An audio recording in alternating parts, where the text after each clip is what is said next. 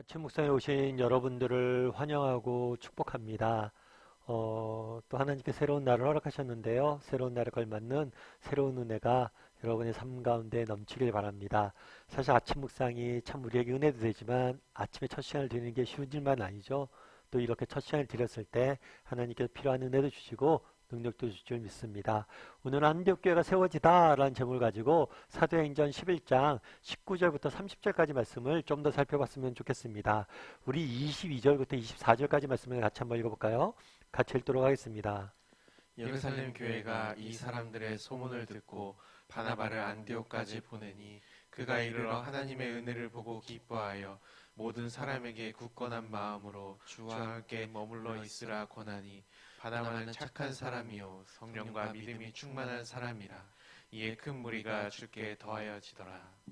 예루살렘 교회가 이 사람들의 소문을 듣고 라고 되어 있죠. 이 소문은 뭐냐면 구레네와 구브로에 있는 몇 사람이 어디에 가서 안디옥에서 헬라인에게 복음을 전합니다. 그러자 많은 사람들이 교회에 돌아오게 되죠. 예수님을 믿게 돼요. 그래서 안디옥 교회가 세워지는 그런 탄생하는 계기가 됩니다. 그러자 안디옥 교회가 세워졌다는 이야기를 듣고 예루살렘 교회가 뭐예요? 기뻐했어요. 기뻐하면서 뭘 했냐면 바나바를 안디옥에 보냈어요. 바나바를 왜 보냈을까요? 정말 처음 이제 교회가 세워졌잖아요. 이제 막 출발했잖아요. 그러니까 제대로 된 영적인 지도자가 필요했음을 깨닫고 영적인 지도자로서 바나바를 보낸 거죠. 그러자 바나바가 어떻게 했어요? 그가 안디옥에 이르는 다음에 크게 기뻐했다고 그랬어요. 은혜를 보고. 그러니까 이 사람들이 예수님 믿는 걸 보고 너무나 기뻐한 거죠. 복음이 증거된 모습들을 보고. 그런 다음에 뭐라고 권면했냐면 모든 사람에게 굳건한 마음으로 주와 함께 머물라 라고 권면을 하게 됩니다. 근데 참 이 권면을 읽으면서 제가 좀 생각이 든 게 있어요. 그건 뭐냐면 이 권면이 굉장히 짧은 권면 같은데 우리 신앙의 본질을 잘 보여준다 라는 생각이 들었어요. 우리 신앙의 본질은 뭘까요? 믿음의 본질은 뭘까요? 이제 막 신앙생활 한 사람들이잖아요. 이 사람들에게 권면하는 거잖아요. 너희가 정말 앞으로 무엇을 해야 되냐? 예수님을 믿었다면 너희가 뭘 해야 되냐? 뭘 해야 돼요? 예수님과 함께 머무는 것. 예수님과 동행하는 것. 예수님과 함께하는 것. 이것이 신앙의 본질이라는 것. 예수님께서 이것들을 뭐에 비유했어요? 포도나무와 가지에 비유했죠. 가지가 열매를 맺는 방법이 뭐냐는 거예요. 포도나무에 붙어있기만 하면 열매는 맺어진다는 거예요. 우리가 가지라는 거예요. 가지. 정말 중요한 게 내 삶의 은혜를 맛보고 내 삶에 하나님 주신 축복을 맛보고 내 삶에 하나님이 주시는 영적인 성장을 맛보기 위해서 우리가 해야 될 건 뭐냐? 나무 대신 예수님에게 붙어있는 거예요. 그분과 동행하는 거. 제가 주일에도 말씀드렸지만 행복은 전염된다라는 책이 있어요.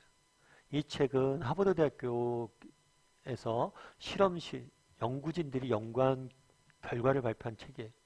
그 연구 결과는 뭐냐면 사람들의 인맥, 네트워크를 쭉 조사해 보니까 행복한 사람들은 행복한 사람들끼리 모여 산다는 거예요. 불행한 사람들은 불행한 사람들끼리 모여 산다는 거예요. 그러면서 뭐라고 얘기하냐면 내 주변에 행복한 사람이 있었을 때 내가 행복해질 가능성이 15%가 증가한다는 결론을 내렸어요. 그러니까 결국에 인생의 문제는 뭐냐? 인생은 누구와 함께 하느냐가 문제라는 거예요. 정말 내가 누구와 함께 하느냐? 그 사람의 영향력을 받게 되고 내 삶이 달라진다는 거예요. 그래서 정말 중요한 건 인생에 누구와 함께 하냐는 거죠. 결국에 정말 우리의 인생은 누구와 함께 해야 돼요? 예수님과 함께 하는 게 중요해요. 그날에 너희가 얘기하잖아요. 주와 함께 머물러 있으라. 나는 포도나무고 너희는 가지니 나에게 붙어 있으라 이야기하잖아요. 그래서 우리가 날마다 아침 묵상하는 이유도 여기에 있어요. 우리가 하나님께 붙어 있기 위해서, 날마다 하나님과 동행하기 위해서 우리가 붙어 있는 거예요. 그래서 여러분들 정말 뭘 해야 돼요?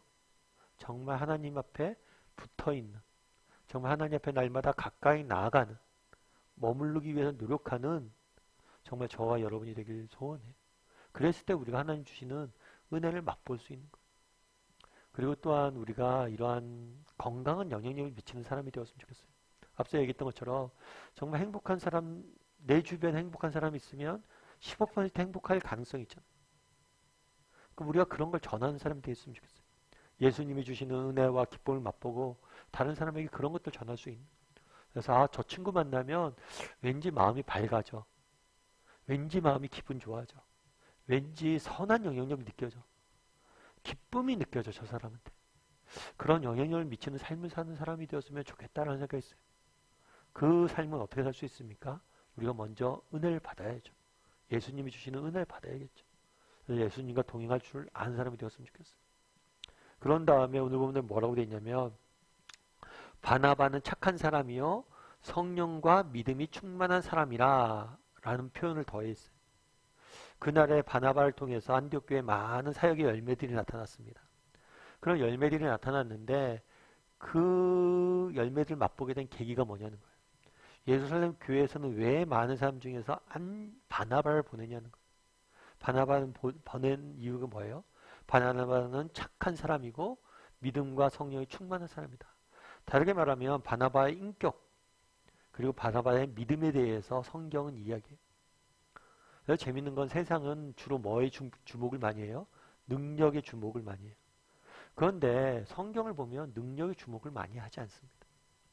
오히려 바나바에 대해서 뭘 항상 소개해요? 그의 인격과 믿음에 대해 소개를 해요. 그럼 우리는 어떠냐는 거예요. 우리는 이런 인격과 믿음이 정말 이렇게 바나바처럼 착한 사람이요. 믿음과 성령이 충만한 사람이다. 라는 이런 칭찬을 받을 수 있는 사람인지 한번 돌아봤으면 좋겠어요. 특별히 나의 인격이나 믿음이 어떤지. 요즘 그런 얘기 많이 하잖아요. 평준화 얘기. 그래서 그런 얘기 하더라고요. 목사님 나이가 들면 다 평준화됩니다. 뭐가 평준화돼요? 지능이 평준화돼요. 여러분 젊은 날 똑똑한 거 같잖아요. 나이 들면 뭐예요? 다 똑같아져요. 똑똑해봤자 그리고 지능이 똑똑해지고 평준화되고 그리고 뭐가 평준화돼요? 미모가 평준화된다고 그러더라고요. 젊은 날에는 정말 이쁘고 아름답죠. 그냥 나이 들면 미모도 다 시들해진다는 거예요. 그다음에 또 뭐가 평준화돼요? 건강이 평준화되죠. 그런데 나이가 들어도 평준화되지 않는 게 있어요. 그건 뭐예요? 인격이에요, 인격. 그리고 믿음이에요, 믿음. 정말 우리가 정말 세월이 흘러도 남는 건 이 인격과 믿음밖에 없다는 거예요. 그래서 링컨은 그런 얘기를 하잖아요. 40대 이후의 얼굴은 내 책임이다. 내가 어떻게 살았느냐. 40대 이전엔 부모한테 물려받은 얼굴이 중요하지만 40대 이후에는 내가 어떻게 살았느냐가 얼굴에 드러난다. 그래서 우리가 정말 나의 인격과 믿음은 어떨까? 바나바처럼 이렇게 칭찬받을 만한 사람인지 돌아봤으면 좋겠고 우리의 인격과 정말 믿음을 가꾸기 위해서 노력하는 사람이 됐으면 좋겠어요. 우리의 인격을 가꾸기 위해서. 그래서 정말 내가 오늘은 정말 좀 사랑, 절제 이런 내가 오늘은 좀 더 다른 사람에게 정말 인격적인 면에서 선한 영향을 미칠 수 있는 사람이 되려고 좀 더 사랑을 한다든가 좀 더 절제된 모습을 보여주든가 좀 더 온유한 사람이 된다든가 정말 인격적인 목표를 세우고 하나하나 이루어가기 위해서 노력할 줄 아는 사람이 되었으면 좋겠어요. 그래서 인격을 위해서 좀 투자할 줄 아는 사람이 되었으면 좋겠다는 생각이 있습니다. 그래서 바나바처럼 칭찬받는 사람이 되었으면 좋겠습니다.